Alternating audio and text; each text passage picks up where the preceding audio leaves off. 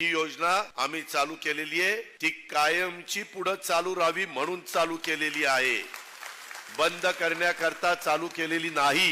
ही माझ्या माय माऊलींनी लक्षात ठेवा, माझी आग्रहाची नम्रतेची कळकळीची विनंती आहे। हे करत असताना उद्याच्याला एक गोष्ट खरी आहे, मी लपून ठेवत नाही, ताकाला जायचं आणि गाडगं लपवायचं अशा पद्धतीने माझा स्वभाव नाहीये। त्यामध्ये उद्याच्याला ही योजना चालू राहायची म्हटलं तर आम्हाला पुन्हा तुम्ही तिथं पाठवलं पाहिजे, आमची बटणं दाबली पाहिजे, तर ती योजना चालू राहील। आज प्रत्येक शेतकरी कुटुंबातल्या मुलीच्या डोक्यावर संकट आहे की उद्या उठून माझा बाबा कुठला निर्णय तर घेणार नाही, उद्या उठून माझा बाबा मला कुठेतरी त्याला विष पिऊन फाशीला लटकून कुठे बघायला तर भेटणार नाही।